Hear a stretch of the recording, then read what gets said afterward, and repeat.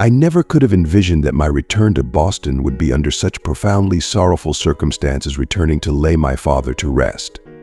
This city, once a vibrant tapestry of my formative years, now felt foreign and heavy with the burden of memories I had hoped to leave behind. The day of the funeral arrived, shrouded in a melancholic grayness that seemed to seep into every corner of my being. The sky, a relentless expanse of dreary clouds, mirrored the suffocating gloom that had settled over my heart.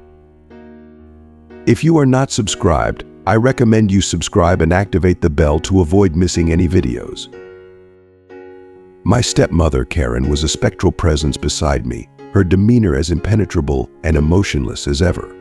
Her eyes, as dry as the barren winter landscape, reflected no hint of the grief or empathy that I desperately needed.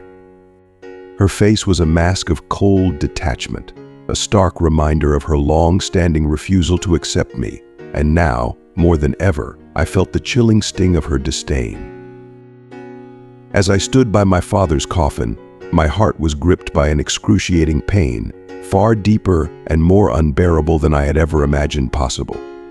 The man who had once embodied strength, resilience, and unwavering support now lay still and lifeless within the confines of a simple wooden box.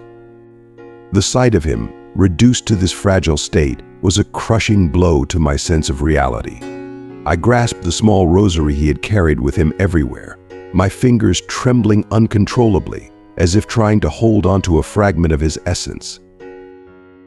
Every step I took felt as if I were trudging through an invisible mire of anguish and regret. The weight on my shoulders was immense, a heavy amalgam of sorrow, guilt, and profound regret pressing down on me with relentless force. I could feel the oppressive presence of my grief intertwined with the shared pain that seemed to permeate the room. It was a collective mourning, but my stepmother's presence only highlighted the disparity between our experiences of this loss. She stood next to me, her black veil a shroud of mourning that seemed to amplify her emotional distance. Unlike me, whose tears flowed freely, her face remained a cold, unyielding mask. Her eyes, perpetually devoid of warmth, now seemed to harbor a silent, almost accusatory judgment. It was as though her gaze was piercing through me, not with compassion, but with a profound sense of disapproval, a reflection of the unresolved tensions and unspoken resentments that had marked our relationship. In this moment of collective sorrow, the weight of our fractured family dynamics and the unspoken history between us seemed to loom larger than ever. The funeral, meant to be a time of closure and remembrance, felt instead like an emotional battlefield, with every glance and gesture underscoring the deep chasms that lay between us. The pain of my father's absence was a raw, gaping wound, and the atmosphere of judgment and detachment only made the healing process seem even more distant and elusive. "You were never a good son," her voice was a mere whisper, but each word sliced through my heart like a razor-sharp blade. The accusation hung in the air, a cruel echo that seemed to reverberate through my very soul. "If you had tried harder, maybe he would still be here." The venom in her words was palpable, and though I wanted to retaliate, to shout from the depths of my heart that she was gravely mistaken, that my love for my father was immeasurable, I was rendered mute. The crushing weight of her accusations, combined with my overwhelming grief, left me paralyzed and speechless.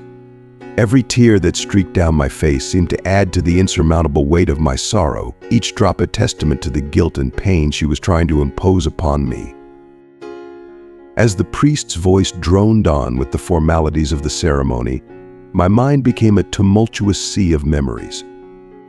I drifted back to sunlit afternoons spent playing soccer in the park with my father, the simple joys of those carefree days, and the sage advice he had imparted about navigating life's challenges. I recalled the warmth of his smile, a beacon of love and encouragement that had always illuminated my darkest moments. He had been my hero, my guiding star, and now he was no longer there to offer his support and wisdom. The void he left was a chasm of sorrow that seemed impossible to bridge.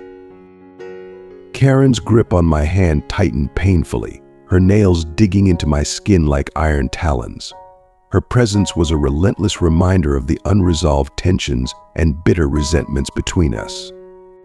She leaned in close, her breath hot against my ear as she whispered once more, "Don't think I'll let you escape so easily. Your father might have been blind to your shortcomings, but I am not." Her words were a chilling proclamation, a stark reminder that the emotional battles and unresolved conflicts we had endured were far from over.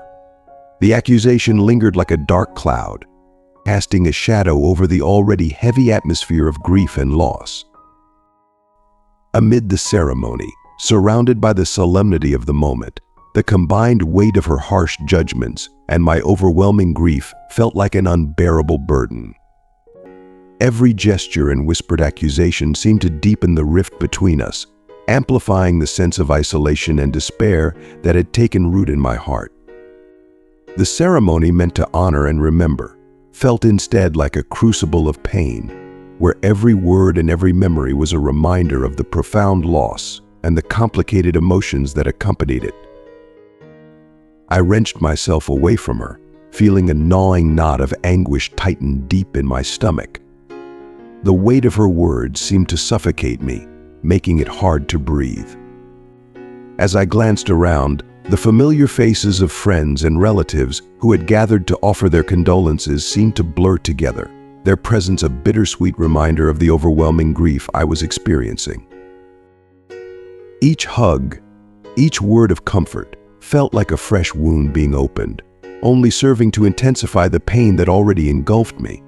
It was as though the entire world was collapsing around me, and I was helplessly caught in its crumbling grasp. When the ceremony finally concluded, I lingered by the grave, my gaze fixed on the freshly turned earth. The crowd began to thin out, and soon I found myself alone, wrapped in the silence of my thoughts. Karen, ever distant, moved off to converse with other relatives, leaving me in this raw moment of solitude.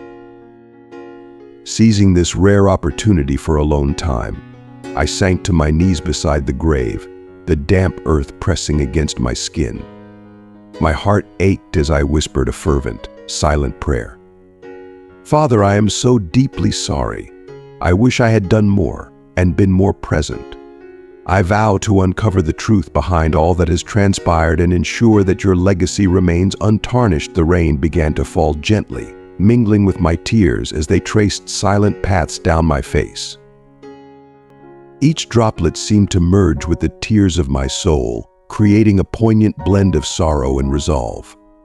I remained there, kneeling in the rain, feeling the cold, damp soil beneath me, as if it were a physical manifestation of the wound etched into my heart. This moment of solitude was etched deeply into my being, a profound reminder of the grief and guilt that clung to me. It was a wound that would never fully heal, but in that profound stillness, I found a flicker of determination. I knew that to honor my father's memory and safeguard the legacy he had built, I needed to summon every ounce of strength within me. This was not just a moment of mourning, but a solemn pledge to uphold the values and integrity he had instilled in me, no matter how heavy the burden. I struggled to rise from my kneeling position, my legs feeling leaden and unsteady. My gaze remained riveted on the modest headstone marking my father's final resting place, a solemn symbol of the profound emptiness now occupying my heart. Just as I attempted to regain my footing, a gentle yet firm pressure settled on my shoulder. I turned to find Aunt Linda standing beside me, her eyes shimmering with a deep, empathetic compassion. Her gaze was a wellspring of comfort, radiating a quiet strength that seemed to bridge the chasm of my sorrow. "John," she said softly, her voice a soothing balm to my raw emotions, "he was incredibly proud of you. Don't let the pain consume you. He wouldn't have wanted that." I nodded slowly, trying to embrace her comforting words. Yet the pain remained a searing wound, an open chasm in my heart that demanded time and introspection to heal. As I made my way back to my father's house, the sense of desolation grew more palpable with each step. The house, once a lively home filled with laughter and love, now felt like an empty shell, a mere echo of the vibrant life that had once animated it. The very essence of the place seemed to have departed along with him, leaving behind only a hollow silence that resonated through the empty rooms. Every corner seemed to harbor fragments of the past, pictures on the walls, old furniture, and personal mementos that held whispers of bygone days. Each memory was a poignant reminder of the profound loss, intensifying the ache in my chest. The familiar aroma of freshly brewed coffee that my father used to make lingered faintly in the air, mingling with the delicate, somewhat perfunctory scent of flowers that Karen had scattered around the house. The flowers were a token gesture of mourning, their presence a stark contrast to the warmth they once represented. My footsteps reverberated through the quiet hallways, the sound amplifying the oppressive sense of isolation that had settled over me. In search of a brief sanctuary from Karen's critical gaze and the well-meaning yet pitying expressions of relatives, I retreated to my father's office. This room had always been his refuge, a sanctuary where he dedicated countless hours to his work and where he found solace in his pursuits. As I entered the office, I was enveloped by the familiar remnants of his presence, the meticulously arranged bookshelves, the worn leather chair that bore the marks of years of use, and the faint, lingering scent of his cologne that seemed to whisper of his industrious spirit. Here, amid the quiet stillness of his workspace, I sought solace from the relentless tide of grief that had become my constant companion. I ran my fingers over the surface of his desk, now blank and unoccupied, and took in the comforting familiarity of the room. It was as though his presence still lingered in the carefully organized chaos of his sanctuary, offering a momentary reprieve from the overwhelming emotions that threatened to consume me. In this space, surrounded by the tangible remnants of his life and work, I allowed myself a few moments of introspection, hoping that within the stillness, I might find a measure of peace and clarity amidst the storm of my sorrow. The door to the office creaked open with a mournful groan, revealing a room that seemed to stand still in time. It was as if, at any moment, my father might step through the door, ready to embrace me with his familiar warmth and wisdom. The room, untouched by the chaos of recent events, held a serene yet haunting stillness. I sank into the brown leather chair, its surface still bearing a residual warmth from the afternoon sun filtering through the tall windows. The chair felt like a lingering connection to my father, its familiar embrace providing a brief respite from the crushing weight of my grief. As I surveyed the room, my eyes fell upon the small key lying innocuously on the table beside an envelope addressed to me. The envelope bore my name and my father's distinct, firm handwriting, each stroke a reminder of his presence. My hands, trembling with a mix of anticipation and apprehension, reached out to retrieve the key and gently opened the envelope. The paper crackled softly, as if echoing the solemnity of the moment. I took a deep, shuddering breath and began to read the letter, my heart pounding in my chest. The words seemed to leap off the page, carrying with them a weight of urgency and foreboding. My dear John. The letter began, the familiar voice of my father resonating through the inked words. If you are reading this, it means I am no longer there to guide you. There are many things you need to know. The letter went on, each sentence a revelation that sent a shiver down my spine. First, do not let Karen see this letter. There are serious financial issues she must not find out about. She and her sister are conspiring to transfer the company into her name. You need to protect our legacy. Be strong, my son. With love, your father. As I read the words, a tumult of emotions surged within me: shock, anger, and a profound sense of responsibility. The revelation of financial deceit and the looming threat to our family legacy was a stark contrast to the comforting image of my father I had held in my mind. His final message was both a call to action and a testament to his trust in me. The weight of his words settled heavily on my shoulders, adding another layer of complexity to my grief. The room, once a haven of solace, now seemed to close in around me, its silent witness to the unfolding drama. The key, still clutched in my hand, symbolized a new responsibility, a crucial element in safeguarding the legacy my father had built. I knew that beyond the immediate sorrow and mourning lay a formidable task, one that would require strength, resolve, and a determination to honor my father's wishes and protect what he had entrusted to me. With a renewed sense of purpose, I folded the letter carefully and placed it back in the envelope, along with the key. The serene stillness of the office now felt like a temporary refuge, a place to gather my thoughts and prepare for the challenges that lay ahead. The room, filled with the echoes of my father's presence, was now a battleground for preserving our family's honor and legacy. My hands shook uncontrollably as I finished reading the letter, a turbulent mixture of anger, sadness, and despair surging through me. The weight of my father's words felt almost too heavy to bear.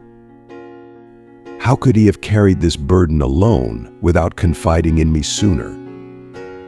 The pain of realizing he had faced such treachery in silence was overwhelming. Tears welled up and cascaded down my cheeks, but I wiped them away swiftly, forcing myself to remain composed. My father had entrusted me with this responsibility, and I needed to rise to the occasion, no matter how deep the anguish. As I grappled with my emotions, I heard the sound of footsteps approaching in the hallway. In a swift, instinctive move, I shoved the letter into my pocket, hoping to conceal its contents from view. The office door creaked open, and Karen stepped in, her presence like a shadow darkening the room. Her eyes, cold and calculating, scanned the space with a predator's precision, her demeanor radiating a sharp, scrutinizing intensity. "What are you doing here, John?" Her voice was crisp, almost accusing, as if my very presence in the room was an intrusion. I straightened up, trying to mask the turmoil I felt inside, just trying to find some peace. This was my father's favorite place. I replied, my tone measured and steady, though I could feel the strain in my voice.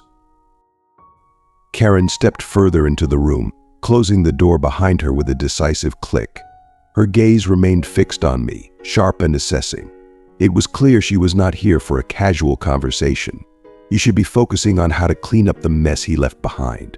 After all, you're the sole heir, she said, her words dripping with a subtle venom that made my skin crawl. The thinly veiled hostility in her voice was unmistakable, but I knew I had to keep my composure. Despite the bitterness in her tone, I forced myself to stay calm, carefully considering my next move. I needed to gauge what she knew while protecting the secrets I had just uncovered. "I am aware of the financial difficulties," I said, trying to sound as neutral as possible. "I'm doing my best to understand everything and get a handle on the situation." Karen's eyes narrowed slightly, and I could sense her skepticism. Her demeanor suggested she was probing for weaknesses, trying to determine how much I knew and how I might react. The tension in the room grew palpable. Each word exchanged a subtle battle of wills. I had to navigate this conversation with the utmost care, balancing my grief with the pressing need to uncover the full extent of the deception my father had warned me about. As Karen continued to scrutinize me, I felt a renewed sense of resolve. I needed to be strategic, to protect my father's legacy and ensure that his wishes were honored. Every interaction with Karen would be a test, and I had to remain vigilant, ready to confront whatever challenges lay ahead. Karen's smile, devoid of warmth and authenticity, lingered in my mind long after she had left the office.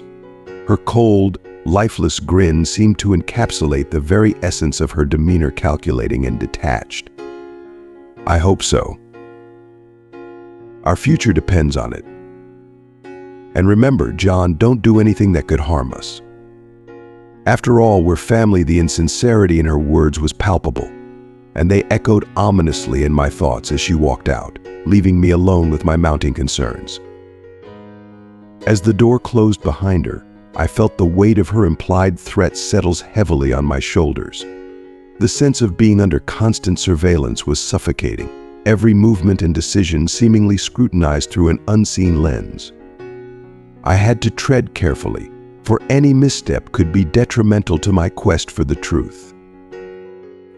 The afternoon was consumed with a relentless search through the cluttered office, my mind a whirlwind of determination and anxiety.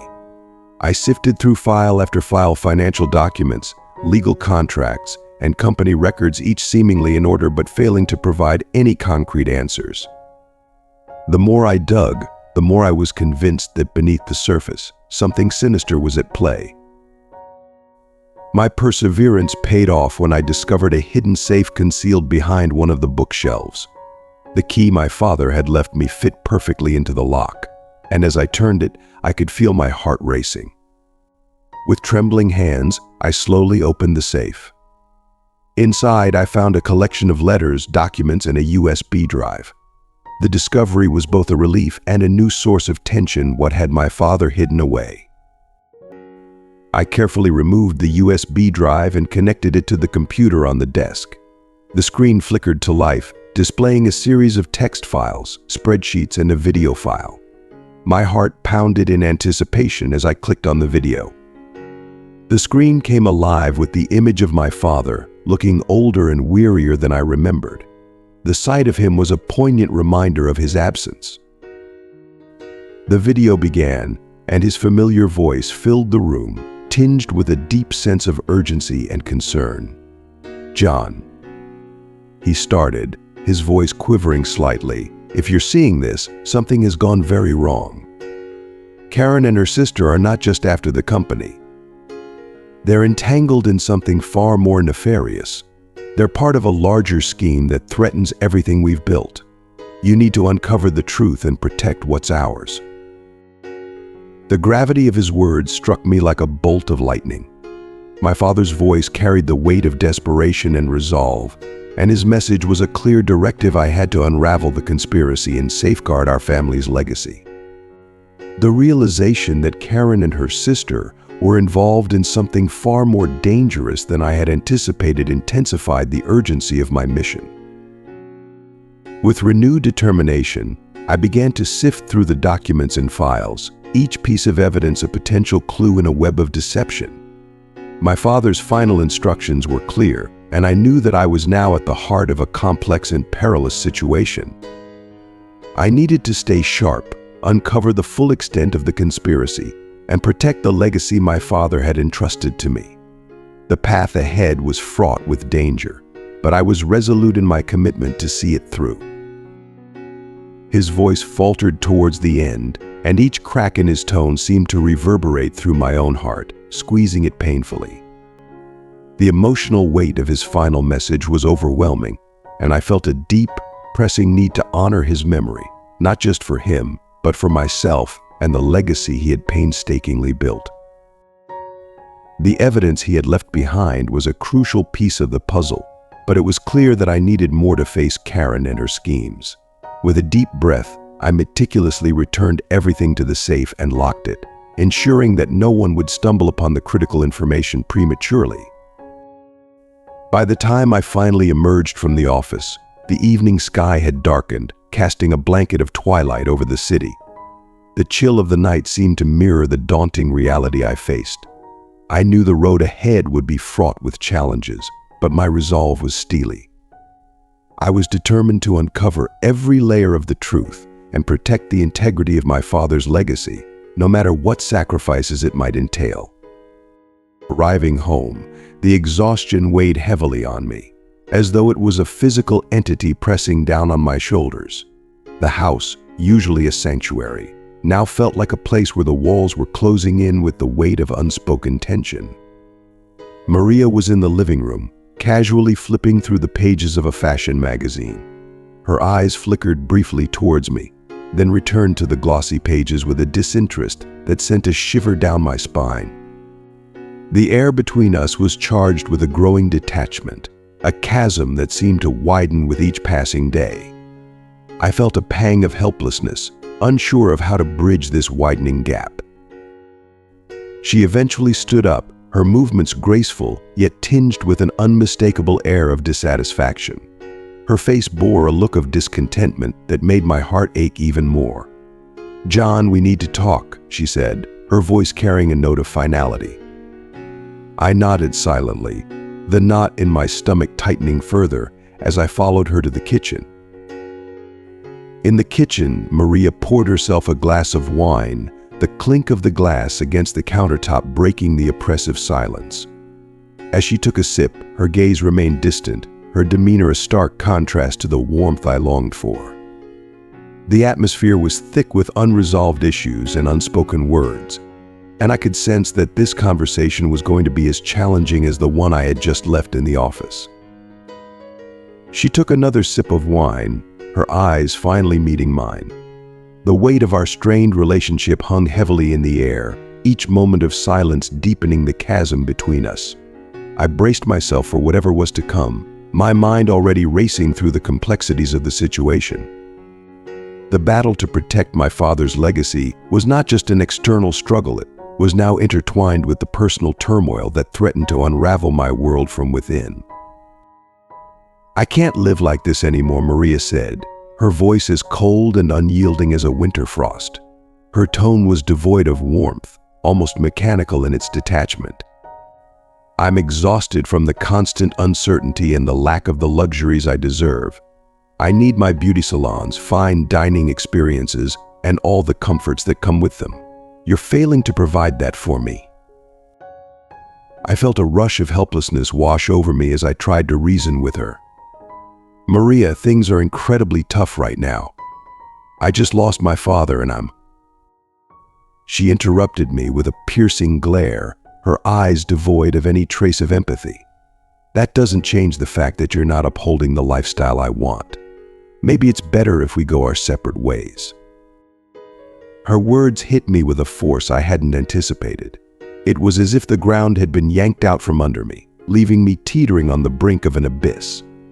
The sensation of losing not only my father but also my wife was almost too much to bear. The pain was suffocating, a heavy blanket of despair that made every breath feel labored. "Maria, please, just give me some time," I pleaded, my voice cracking with raw emotion. "I'm doing everything I can to sort things out. I love you, and I don't want to lose you too." Maria shook her head with an impatience that cut through me like a knife. "Love doesn't pay the bills, John. I deserve more than this. You promised me a life of luxury and comfort, and right now you're failing to deliver. Maybe it's best for both of us if we move on." Her words were like shards of glass, slicing through my already shattered heart. Exhaustion had settled deep into my bones, mingling with the emotional devastation that was consuming me. I wanted to scream, to release the tidal wave of grief and frustration that had built up inside me, but no sound would come. My voice was strangled by the enormity of my anguish. I looked at Maria, hoping to see a glimmer of compassion or understanding, but all I found was a steely resolve. Her face was set in a mask of cold determination, and the love I had hoped would anchor us through these stormy times seemed to have vanished. The realization that I was on the verge of losing everything I held dear was a crushing blow, and I was left standing on the precipice of a future that felt increasingly bleak and uncertain. As we wrap up this deeply emotional and challenging journey, I want to take a moment to reflect on everything we've explored together. We've navigated the raw pain of loss, the complex web of family dynamics, and the intense struggle to uphold a legacy amidst overwhelming obstacles. Through all of this, one thing stands out: the resilience we find within ourselves when facing life's greatest trials. I invite you to reflect on what you've learned from this story. What insights or lessons have resonated with you? Is there a particular takeaway or realization that you feel could make a difference in your own life? Share with us in the comments below one key lesson you've learned and how you plan to apply it in your journey. If this video has touched you or provided value, please leave a comment below. Your feedback means the world to us. And if you haven't already, don't forget to like, share, and subscribe to our YouTube channel to stay updated with more content like this. Thank you for watching, and I look forward to hearing your thoughts and experiences.